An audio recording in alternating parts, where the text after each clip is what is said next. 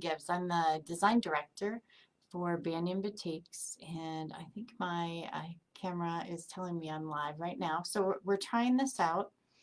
Um, and I wanted to talk a little bit, hello, live from Colorado, actually. That's where the design studio is for Banyan Batiks. And I thought maybe I'd chat a little bit about batiks, how they're made, what processes are used, all of that kind of thing. So you have an idea of when you're purchasing a batik, what to look for. And what different ways you can use it. Um, if you can, write a comment and tell me you're out there so I know. This is my first time trying this, so I wanted to make sure that, that I knew how to do it before I scheduled any live events. Okay, so let's start. I had asked some questions a couple of weeks ago about what do you want to know about batiks, and I had some interesting questions. Hey Laura, how are you? Thanks for joining me. One of the questions is, what is a batik? Our definition of what a batik is in the quilting industry is a little bit different, and we're kind of a narrow field. We define batik as something that's hand dyed, that's then put through a process of the design applied with a wax resist, and then the background color put on. So that's our definition of batik, and that's really a true definition of batiks. But there's so many other batiks or things that I would qualify as a batik, because we get to try a whole bunch of, hey Lisa from Arkansas, thanks for joining me. Wonderful to see you. But anyway, there's a lot of different kinds of things that they do in Indonesia that have been around for hundreds and hundreds of years, that we haven't, as a quilting industry, really tapped into. Okay, the solid kind of batik, and we call it Shadows Essentials in Banyan world. That one is more called, it's more of a hand dye. Okay, we also do things like printing, actually, like over printing on a batik. Like my luster design, which is an essential, has a whole bunch of different processes in it, so that's considered a batik as well. So I like to explore all the different things that they can do, because they are such talented. Hey Paul, I'm answering some of your questions, bud. So they have so many different talents over there, and I really think that it pairs well with the quilting industry, because we're handmade, right? They're handmade, so every single one is slightly different. Even if you guys try and do someone's pattern and make it exactly like it down to the thread color, it's still yours. It's still handmade. You created it. You're the person that's giving it as a gift and celebrating an art form. And I think batiks, we're celebrating an art form. Batiks, is it a special fabric? It's a cotton. It's a cotton fabric, but it's very tightly woven.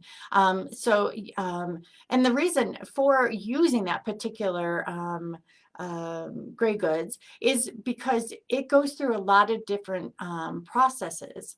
We're struggling here, having trouble playing this video, it says. So I'm going to keep talking a little bit. But I don't know if you can still see me.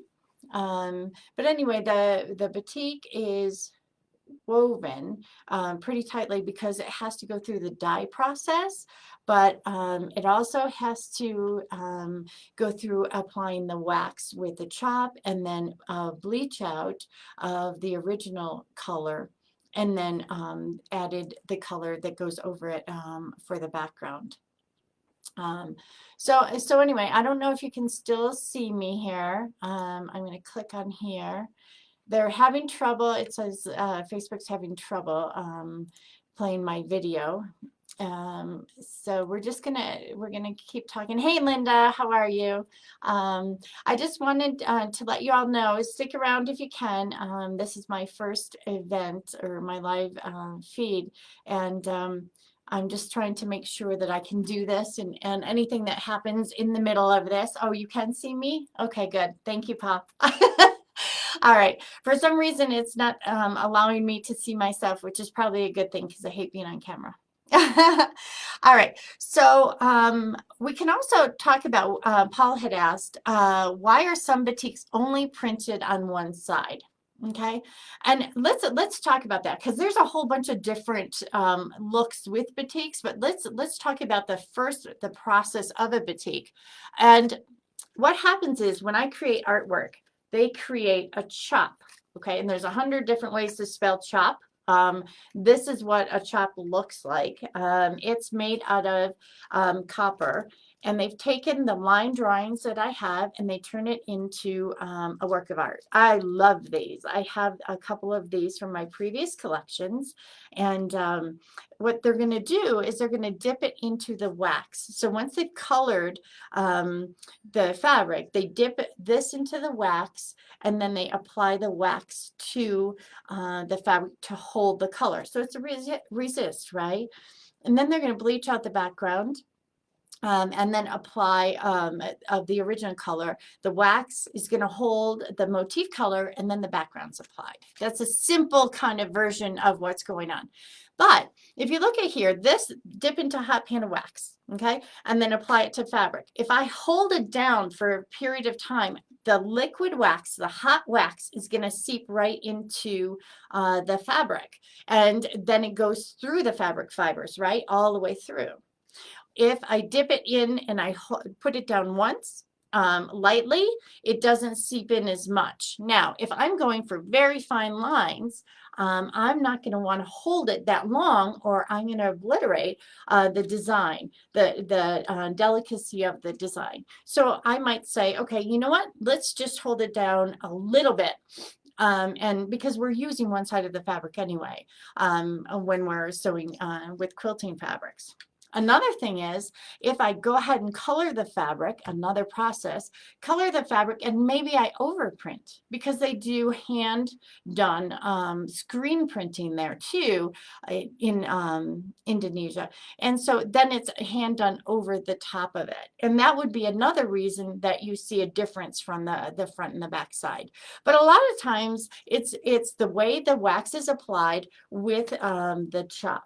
Okay, so I'm trying to make sure I have, if you see in this one, I have a lot of filled space here, and then I have this right here where it's open. So I want both to apply because I think it works well in quilting, and I can do a lot more as far as different textures. I can do a lot more with different motifs. Okay.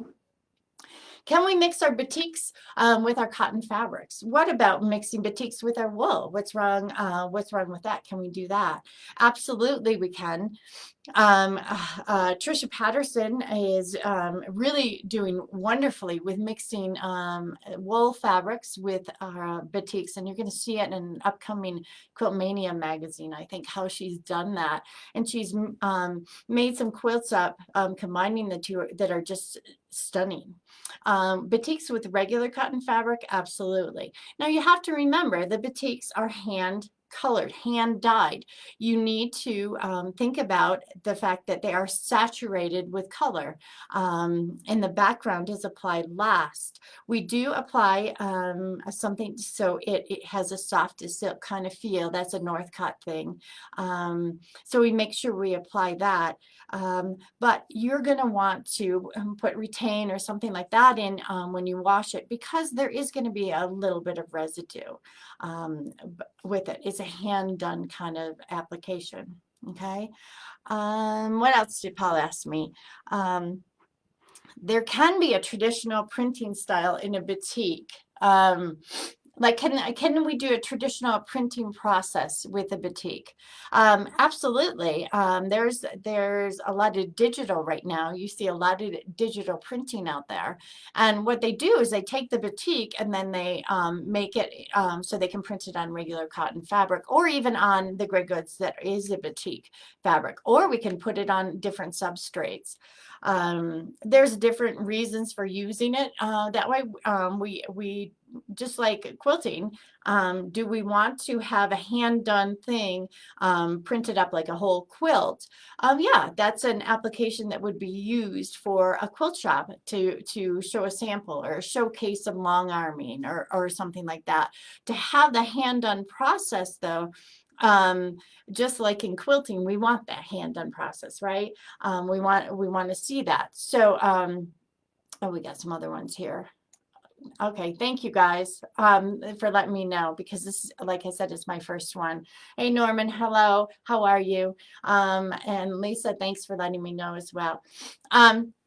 Anyway, there's different ways to do it, but I like the fact that we are supporting artisans in Indonesia. They are, like I said, the chops are works of art, and each batik is something a little special and a little different. It's hand done. So does it line up necessarily every single time? Is the color slightly off? Yes, it is.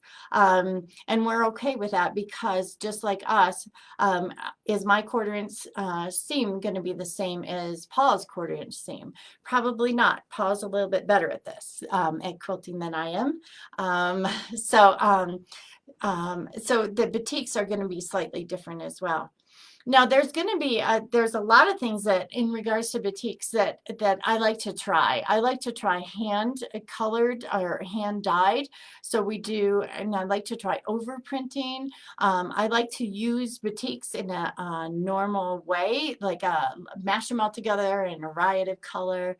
But I also like to think about, maybe I use a primitive style quilt, and then I put batiks in the primitive style quilt. Laura says, how long does it take to make?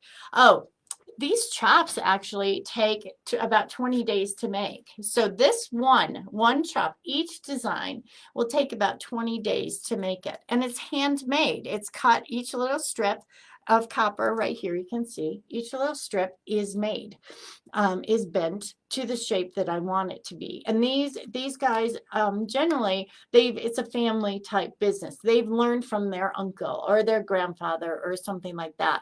So it's hand done. So once that's made, then to approve it, what they do is they'll dip it in wax and apply it to just a white fabric. And that way I can see, it's like a strike off. I can see a wax on white. And I'll show you, let me show you this right here. This is a wax on white. You can see right here. That yellow is the wax. You know, sometimes you say, well, how come like a cream color batik, it has a little bit of yellow to it or something? Well, it's probably a little bit of the wax residue. But let's go back to this. This wax on white, you can see, if I push this up close, the cracking on the wax. I don't know if you can see that.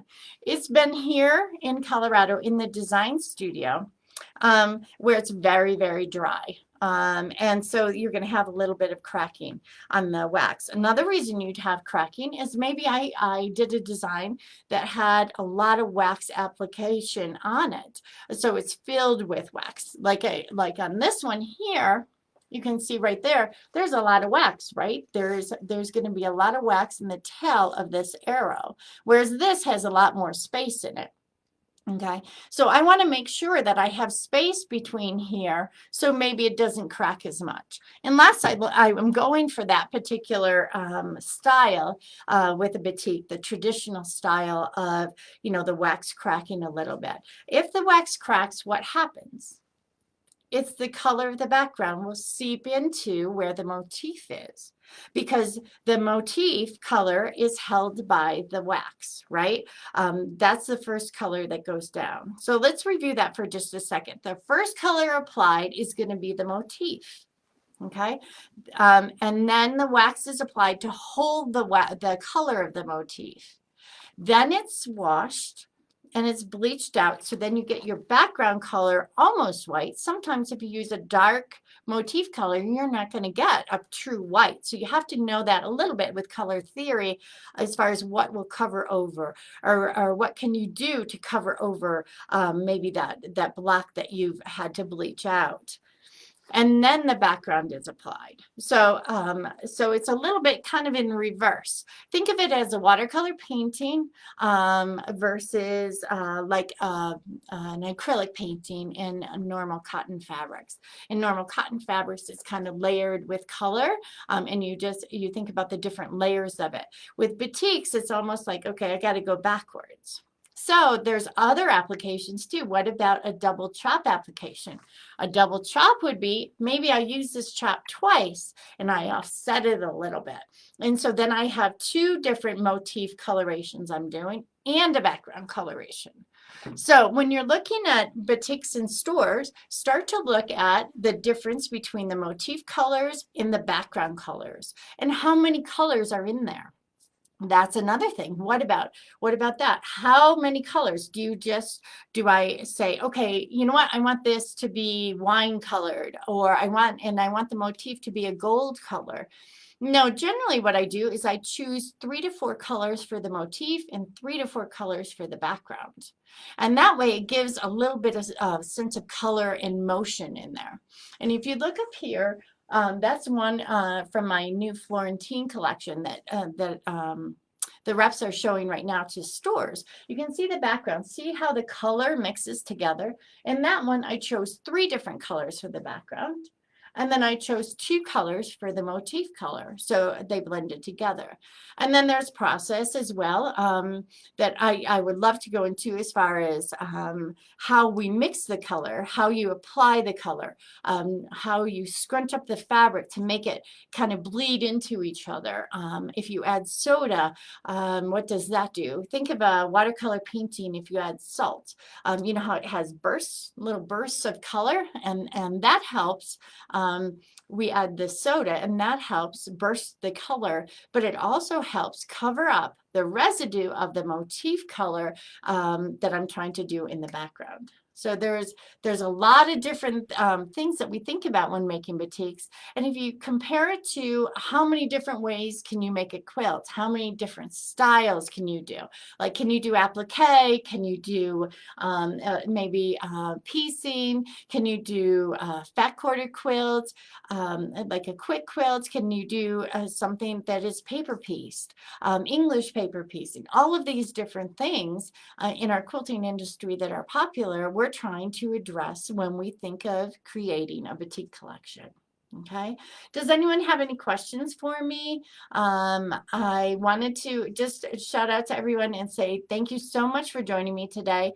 I'm going to schedule some Facebook Lives probably once a week and see how it goes. I want to know if what questions you have with batiks, and I'll do a drawing at the end. So anyone who's commented here, I'll make sure to do a drawing and send you some batiks, and I'll direct message you for your address when I go ahead and select the winner.